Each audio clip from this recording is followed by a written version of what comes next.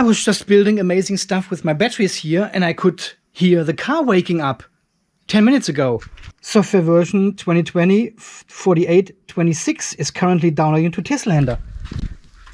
It is awake.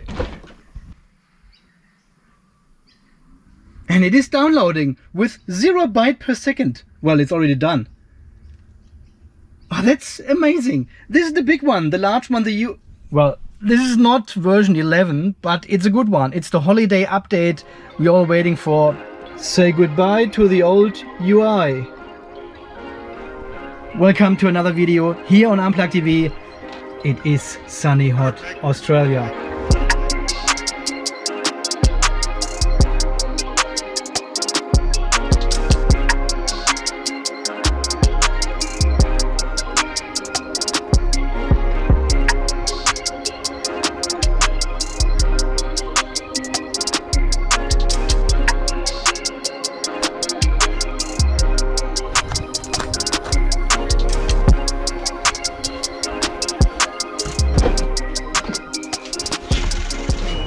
Let's see what is new. Ooh, look at this. Oh, the brand new. Oh, that looks all different now. Ah, game update comes right afterwards. That's good. Ah, you can scroll through it. You get an overview on the left hand side, and then you've got the details here. Right, okay, let's go through it then. Okay, this is one of the first improvements they made. Driver visualization improvement. The instrument cluster has been refreshed. Autopilot, set speed, autopilot. Oh yeah, that's all different now here. Gives me the kilometers here. I'm plugged in. Charging will start. This is all new. Oh, look at this animation. When I pull down the window, it senses the actual location of the window. That is cool. Okay, this looks all different then. We have to wait until we are driving. Schedule departure improvements. So you can now schedule your departure even when not plugged in and the car gets conditioned. So air condition turns on. And also I have heard from one of my Patreons that you have the battery warmer now activated in the app. You can see that the car actually preconditions the battery as well if it's cold. And apparently, which is good, you can also set different times now for your off-road peaks. Man, how long have I requested this feature, hey? That's since I got the car. I said, why can you not set different times for different electricity providers? Well, now it's here. SuperCharger display improvement. SuperCharger pins on the display will now display the number of available stalls. Quickly search for nearby. Okay, this shows you now the number 5 in there. Okay, vehicle information. The Tesla T has been removed. Oh yeah, it's gone. Controls software for the same information. Alright, and that's pretty much it. Is that it? Is that it? That's it? All these icons look different here. Oh, we've got the wipers down here now. And the camera symbol is there. This is smaller now. Entertainment. Apparently there are heaps of more games. Oh shit. Really. Cat Quest. Solitaire on Mars, and Polytopia Moonrise. All right, yeah, well, if you are into playing games in your car, you got some more options now, I guess. I just noticed we've got 3 dots down here now, so we've got the trip information now, and on the other side is probably the tire pressure information, and that's pretty much it. Okay, this is fairly small now. I wish they would make a little slider here so you can move the border between these 2 sections around. You can make this one bigger or smaller, depending on your preference. Well, this is all we get here in Australia with the current holiday update. There's actually some more stuff in this update, but we don't get it here in Australia because our cars don't have the speaker, the external speaker.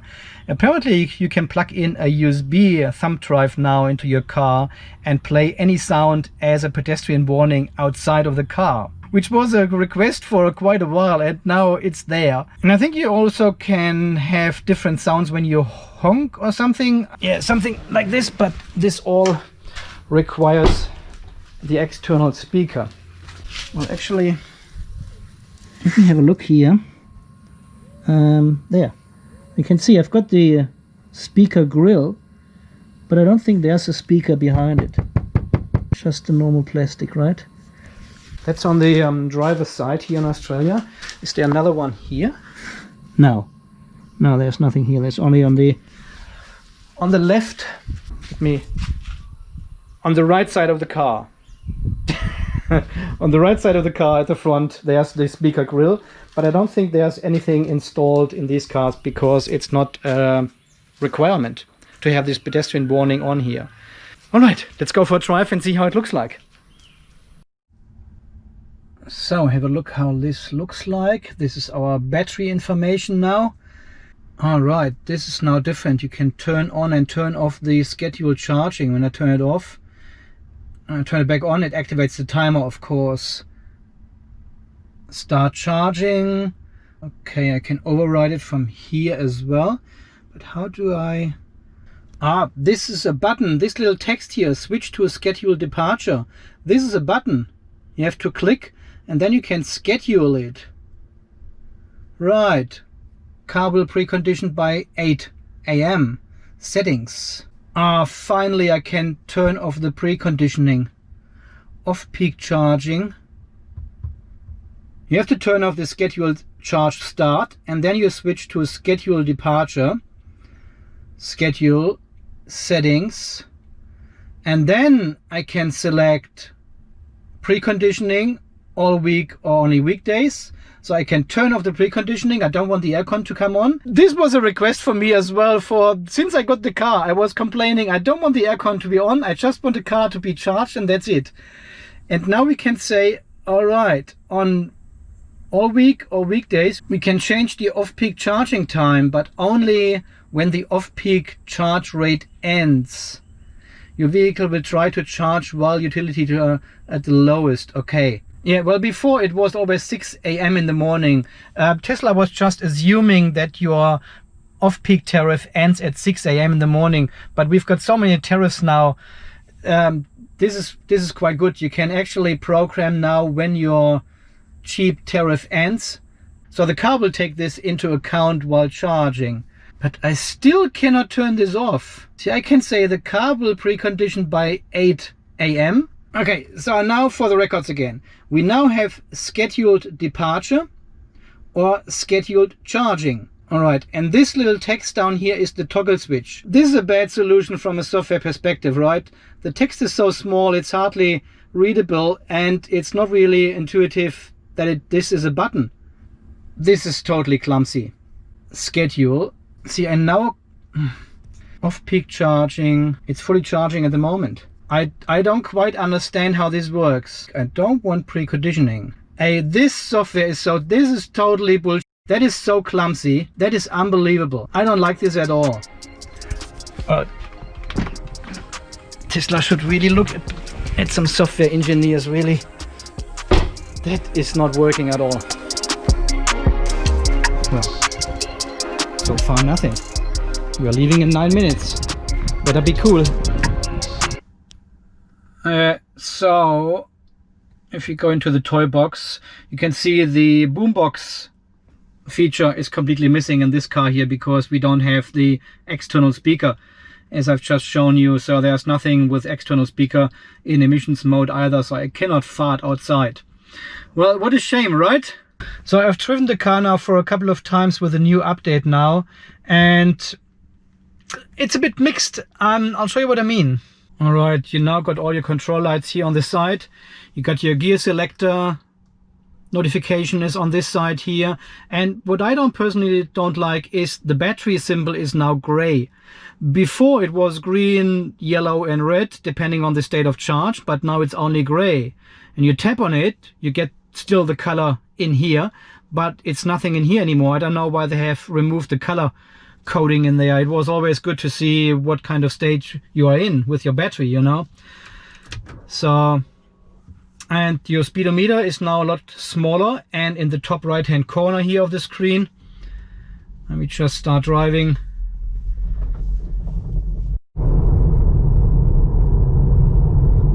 All right, here we go.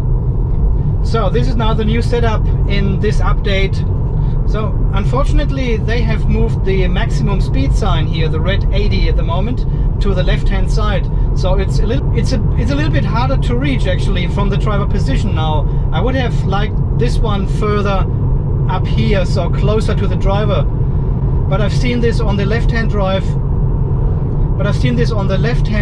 Models. It is on the other side as well, so further away from the driver. I'm not sure what kind of design thinking behind that setup is, but everything for the driver should be on the driver's side, right? Some people have complained the speedometer is now a lot smaller than before. Well, it is smaller, but is it too small? I don't think so. I think it's alright. This is all one size. Speedometer, all the speed sign recognition here, this is all one size now. And then we have got the navigation up and running at the moment. And if you turn on the cameras, for example, it will give you instructions for the navigation here on the main screen now, which is fairly good. This wasn't there before. When you had something overlaying the navigation, you couldn't see when the next turn was and everything. But now they've got this smaller information here on the visualization tab, so to speak. So this is a pretty good new feature. Or if you go into the car settings while you're driving, you still see the navigation there and see when the next turn is for you. Another thing I don't quite like with this update is the power bar here at the top. You can probably barely see it with the camera here. This is the line where you can see if you use power with the black bar, or if you regen, then you go into the other side and it's green. But this is only probably 1 pixel wide now, and it's a very fine line, and you can barely see the actual power usage here. Well, before it was fairly thick underneath all your icons, but now I don't know why they make this so small. But then again, on the other hand, why not make this a selection in the settings? You know, you want a power bar, or you don't want the power bar. Of course, there are always drivers who want more information about the battery status about the car than other drivers. If you are new to Tesla and you've never driven an electric car before, you probably don't care about all this stuff. You got your battery gauge in there and your kilometers, how far you can drive, and that's it. But then make it selectable for other people who want more information, you know. So yeah, and well, again, nothing new here in the visualization. There's lots of space now, as you can see. So I think this prepares us for the full self-driving beta, which will be pushed out to more cars over time now, and the car will display more details of what it actually sees. At the moment there's no difference to what it was before, just the wider window now. And as I said before, you cannot choose any of the window widths now at the moment, but recently Elon tweeted that there will be a window layout selection available in one of the following updates, and then you can customize your view a little bit more, because I prefer to have the navigation a little bit larger, and I'm not so keen on the driver visualization here on this side. And sometimes the car is really large on the screen now. I'm not sure, sometimes it just zooms in a little bit to this whole situation here, and then the car looks really large. Well, and here you can see the wheels spinning while we are driving as well in the animation now. This is all new.